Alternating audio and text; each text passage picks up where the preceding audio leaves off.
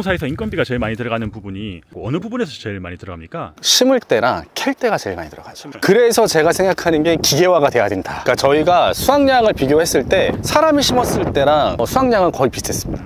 인건비가 30% 정도가 줄어들더라고요. 획기적인 거죠. 40만 평에서 나오는 연간 수확량이 얼마나 됩니까? 잘 됐을 때는 뭐 9kg, 10kg도 나오긴 하는데 보수적으로 잡았을 때 평당 7kg 정도 잡거든요, 수확량은. 40만 평이면 280만 kg? 40만 평 고구마 농사에서 나오는 연 매출이 얼마 정도인가요? 순수 고구마 원물로만 따졌을 때 40억 정도? 자기소개 좀 부탁합니다. 네, 안녕하십니까. 전남 영암에서 고구마 농사를 짓고 있는 이은민이라고 합니다. 올해 40입니다. 고구마 농사를 얼마나 지으시는 거예요? 처갓집에서 이제 가족 농사를 짓고 있는데 한 40만 평 정도 고구마 농사 짓고 있습니다. 이 하우스는 어떤 하우스인가요? 시고구마를 묻어서 고구마 순을 틔워서 올해 고구마를 심을 밭으로 가는 고구마 순을 지금 키우는 하우스입니다. 10,000평 정도? 그 정도의 이제 하우스 부지에서 지금 고구마 순을 키우고 있습니다. 영암이 왜 이렇게 고구마로 유명할까요? 아무래도 영암이 황토 지역이다 보니까 미네랄 성분이 되게 많아서 맛이 굉장히 좋다고 하더라고요. 네. 지금 이것들이 언제 고구마를 심어 놓은 거예요? 2월 한 중순 정도에 심어 놓은 겁니다. 그럼 고구마를 하나 심으면 여기에 순이 몇 개가 나오는 겁니까? 저희는 보통 한 이만한 고구마를 심는데 한 순이 한 3개 정도? 네, 그렇게 나온다고 보시면 될 것 같아요. 이 순을 어떻게 키우냐에 따라서 고구마가 이제 밭에서 잘 사냐 못 사냐 이게 좀 달려 있거든요. 그럼 순을 어떻게 키워야 잘 키우는 겁니까? 이거를 잘라서 밭에 꽂듯이 이렇게 심는 건데 키만 크고 힘이 없어 버리면 밭에 가서 죽어버리거든요. 그러면 대규모 인력이 투입해서 어렵게 심었는데 순이 또 죽어버리면 그걸 또 보식을 또 해야 되거든요. 그리고 또 그 비용도 또 만만치가 않아요. 그렇기 때문에 하우스에서 얼마나 튼튼한 순을 키우느냐 이게 굉장히 중요하고 지금 대표님 생각하시기에 대표님 올해 순 잘 키운 것 같습니까? 순이 좀 굵고 좀 똑바르게 자라는 딱 봐도 힘이 있어 보이지 않습니까? 이런 순들이 좀 좋다고 볼 수가 있죠. 대표님은 40만 평 고구마 농사를 위해서 1만 평 육묘를 직접 하시는데 고구마 농사 하시는 분들이 다 육묘를 하시는 거예요? 아니면 육묘를 사서 하시는 분도 있나요? 10만 평 이상 대농하시는 분들 자체적으로 육묘를 하고 있습니다. 사서 쓰는 순은 솔직히 믿을 수가 없어요. 왜냐면 저희가 무병묘 1대 고구마로만 시고구마를 쓰고 있는데 다른 데서 사오면 그게 1대 고구마인지 3대 고구마인지 그게 잘 구분이 안 되거든요. 그리고 고구마도 종류가 대표적으로 3가지 종류가 있어요. 꿀고구마, 밤고구마, 그다음 호박고구마. 저희는 꿀고구마를 종자를 사서 심었는데 알고 보니까 밤고구마였다. 그렇게 되면 또 손해가 볼 수밖에 없으니까 저희는 직접 하우스별로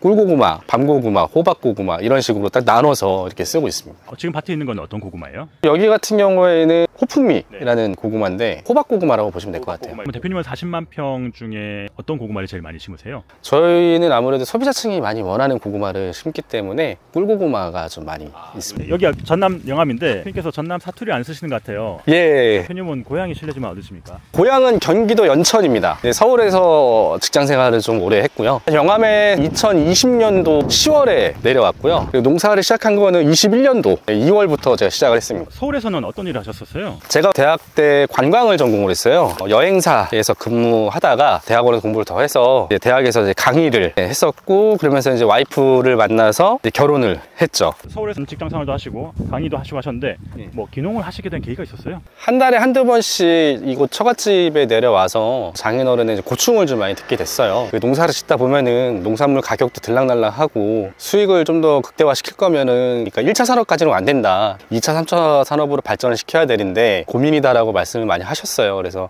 20년도 10월에 저희 큰애가 태어나서 와이프가 여기 영암의 처갓집에서 이제 산후조리를 이제 하면서 제가 좀 곰곰이 생각을 한번 해봤죠. 2차, 3차 산업을 할 거면 가공밖에는 없을 것 같은데 그래서 장인어른한테 이제 말씀을 드렸죠. 제가 내려와서 농사도 배우고 고구마 가공을 한번 해보겠습니다. 대표님께서 귀농하시고 나서 제일 달라진 부분이 고구마는 80%가 사람 손으로 심거든요. 기계화가 잘 안 돼 있어요. 밭농사 같은 경우에는 보시다시피 비탈져 있잖아요. 기계가 들어가려면 네모 바듯한 밭이어야 되고 평지여야 되거든요. 그러니까 어쩔 수 없이 사람 손으로 하다 보니까 인건비의 비중이 어마어마하게 높은 거예요. 쉽게 말해서 100명을 투입을 하면은 10,000평 정도 심을 수 있거든요. 그 인건비로 따졌을 때 한 13만 원 잡더라도 100명이면 1,300만 원인 거예요. 비용이 어마어마한 거죠. 어떻게 하면 인건비를 줄일 수 있을까 막 검색해서 기계도 알아보고 막 하면서 어떤 업체를 알게 됐어요. 그래서 찾아갔죠. 충북 단양에 있는 업체인데 네. 저희 장인어른은 고구마를 40년 동안 지으셨거든요. 고구마 전문가시고 저는 이제 해병아리니까 아버님 모시고 그 기계 업체를 갔죠. 그랬더니 거기도 지금 테스트를 계속 하고 있대요. 청주 지역에서만 이렇게 했는데 이 청주 지역은 이 토양이 마사토예요. 그러니까 모래 토질인데 제가 이제 그 기계 업체 얘기했죠. 나는 전남 영암에서 고구마 농사를 하고 있는데 전남 전라도는 황토가 많다. 근데 황토가 농사 짓기가 어려워요. 또 일반 마스터보다. 그래서 이 황토 땅에도 이 기계가 잘 되면 이 기계를 전국적으로 할 수 있다. 그러니까 청주에서 테스트하고 여기서 테스트하고 개선점을 보완을 한번 해보자 해가지고 2년 전부터 그 기계를 도입해서 테스트를 하고 있거든요. 그래서 작년에 한 1000평 정도 테스트했고 올해는 이제 5000평 정도로 이제 테스트하면 점차 이제 늘려나갈 건데 투입했을 때 실제로 사람 손을 닿지 않고 식재가 가능한 건가요? 네, 그래서 인건비가 30% 정도가 줄어들더라고요. 계산했을 때 그러니까 획기적인 거죠. 나중에는 이런 큰 밭자리도 다 기계가 되지 않을까. 그래서 그게 좀 가장 큰 변화라고 볼 수가 있죠. 40만 평에서 나오는 연간 수확량이 얼마나 됩니까? 잘 됐을 때는 뭐 9kg, 10kg도 나오긴 하는데 보수적으로 잡았을 때 평당 7kg 정도 잡거든요, 수확량은. 40만 평이면 280만 kg? 그러면 출하를 어디로? 대부분은 계약 재배하는 업체, 유통업체 쪽으로 이제 납품을 하고 도매시장으로 나가고 일부는 스마트 스토어에서 자체 판매 그렇게 판매하고 있습니다. 고구마는 어떤 환경에서 잘 자랍니까? 그 땅속 작물이다 보니까는 네. 물 빠짐이 좋아야 됩니다. 네. 그 다음에 일조량이 또 풍부해야 되거든요. 네. 그런 면에 있어서는 영암이 좀 좋은 땅이라고 볼 수가 있죠. 기농생활에 만족하시나요? 좋은 점 하나는 가족들이랑 시간을 많이 보낸다. 제가 이제 애가 2명이 있는데 아무래도 농사를 짓다 보니까 아이들이랑 보내는 시간이 또 많더라고요. 서울에서 직장 생활을 하다 보면은 뭐 야근이라든지 이런 것들이 있으면 아이와 보낼 시간이 줄어들 텐데 그 만족도가 제일 좋은 것 같아요. 뭐 좀 아쉬운 점은 있을까요? 친구가 없다라는 그 외로움, 가족이 해결해주지 못하는 외로움. 예. 맨 땅에서 기농하신 청년 농부분들이 많은데 고구마라는 작물로 기농을 할 수 있나요? 제가 생각해 보니까 모든 농사가 규모의 경제더라고요. 작게 해서는 돈이 안 됩니다. 크게 해야 되는데 그러려면 자본금이 있어야겠죠. 요즘에 그 청년 창업농이 최대 5억까지 늘어나는 걸로 알고 있는데요. 맞습니다. 그 부분을 제가 또 설명을 해드리려고. 제가 청창농이거든요. 네. 5억이 쉽게 말하면 땅을 살 수 있는 거예요. 아니면 하우스로 지을 수 있거나. 근데 아까도 말씀 컨테이너 박스 필요하죠. 그 다음에 저장 창고 필요하죠. 거기에 대한 부수적인 비용이 또 많이 들어가거든요. 근데 그 돈으로는 못 사요. 그래서 대부분 딸기나 토마토 그렇죠. 시장을 많이 하는 시설 쪽으로 이제 많이 들어가죠. 고구마가 수익률이 괜찮지만 초기 투자 비용이 좀 많이 든다라는 거. 그걸 좀 염두를 하시면 좋을 것 같습니다. 농사에서 인건비가 제일 많이 들어가는 부분이 어느 부분에서 제일 많이 들어갑니까? 심을 때랑 캘 때가 제일 많이 들어가죠. 그래서 제가 생각하는 게 기계화가 돼야 된다. 네. 기계로 고구마를 심었을 때 부작용 같은 거 없나요? 없습니다. 그러니까 저희가 수확량을 비교했을 때 사람이 심었을 때랑 수확량은 거의 비슷했습니다. 지금 가는 곳은 어딘가요? 저희 고구마 창고로 갈 겁니다. 고구마 농사뿐만이 아니고 가공식품도 만들고 있거든요. 네. 그래서 가공식품에 쓸 고구마 양이 얼마나 되는지 그때 창고에서 잘 보관되고 있는지 좀 확인하러 갑니다. 대표님 여기가 아까 말씀하신 고구마 보관하고 있는 곳인가요? 예, 여기가 고구마 저장 창고임과 동시에 가공 공장이면서 사무실이 있는 곳입니다. 여기에 보관되어 있는 고구마가 양이 얼마나 됩니까? 한 4톤 정도 있는 것 같은데요. 지금 여기는 이제 가공용으로 쓰는 고구마라서 종류별로 있어요. 그래서 여기는 이제 꿀고구마, 그리고 여기는 호박고구마, 그리고 여기는 밤고구마 이렇게 좀 있고, 이 고구마 같은 경우에는 이제 꿀고구마거든요. 밭에서 캐서 이 박스에 담아서 보관을 해놓고 있습니다. 큐어링이라는 과정을 거쳐야 고구마가 더 맛있어지는 겁니까? 네, 쉽게 말해서 고구마를 캐다 보면은 이렇게 상처들이 나요. 그러면 캐고 나서 바로 창고에서 일정량의 습도와 일정량의 온도를 높여서 상처 치유를 하는 거예요. 그래서 3일 동안 그렇게 해서 바깥에 꺼내서 식히는 건데, 그러면서 까졌던 상처들이 이제 치유가 되는 거거든요. 그러면서 이런 것들이 나와요. 이제 상처가 치유되는 거라고 보시면 될 것 같은데, 이 보관 과정을 통해서 고구마의 당도가 더 올라가는 거예요? 당도도 훨씬 올라가고요. 고구마 연구 논문들도 많이 찾아봤어요.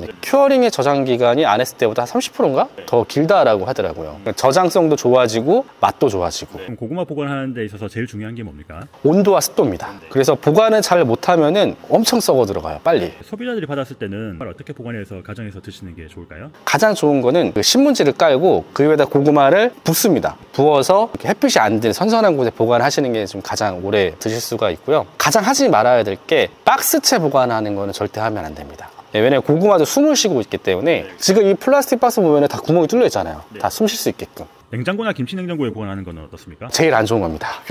밀폐도 돼 있고 온도가 낮으니까 고구마는 또 얼어버리거든요. 얼면은 맛이 없습니다. 가공을 하기 위한 고구마는 정해져 있나요? 보통 먹을 수는 있지만 상품성이 없는 것들을 가공에 활용하면은 추가 수득이 있다라고 하는데 고구마는 아니더라고요. 고구마는 제일 좋은 고구마로 가공식품을 만듭니다. 왜냐하면 파지라든지 깨진 고구마를 쓰게 되면은 가공하는데 시간이 더 많이 걸려요. 그에 따른 인건비가 들어가고 맛도 그닥 없더라고요. 5년 동안 테스트 해본 결과 가장 좋은 고구마가 가장 좋은 가공식품이 된다. 그러면 이 고구마들로 어떤 가공을 하시는지 보여주시겠습니까? 네, 한번 보러 가시죠. 이제 1층에는 이제 가공시설이 있고요. 사무실이 있습니다.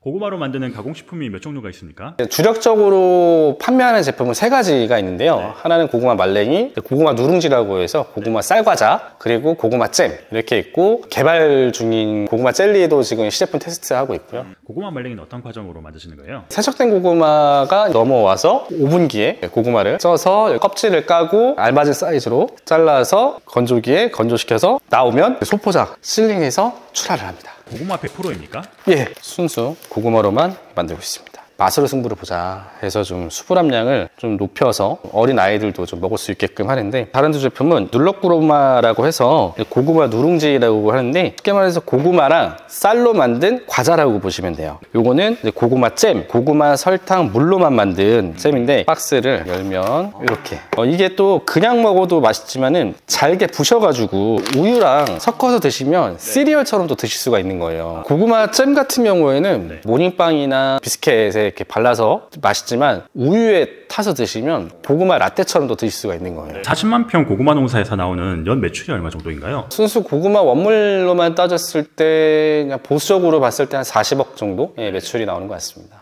혹시 앞으로 목표나 계획 있으신가요? 올해의 목표는 유통 채널을 확대를 시키는 게 좀 목표가 있고요. 그리고 나아가서 고구마 농사가 사람 손으로 하는 게 대부분인데, 이거를 좀 기계화를 시켜서 선진화를 시키는 게 좀 목표입니다. 그러면서 또 저의 최종 목표는, 제가 또 전공이 또 관광이거든요. 우리 대한민국 최대의 농촌 테마파크를 한번 만드는 게 저의 최종 목표이기도 합니다. 마지막으로 순달 고구마하고 가공식품 이용해 주시는 소비자분들께 하시고 싶은 말씀 있을까요? 저희 순달에서 만드는 제품은 최대한 원물의 맛을 살려서 순수한 맛거리를 만드는 게 저희의 목표입니다. 그래서 항상 저희는 최선을 다해서 고구마 원물이던 고구마 가공식품을 만들고 있으니까요. 끊임없는 관심과 애정과 사랑을 부탁드리겠습니다. 감사합니다.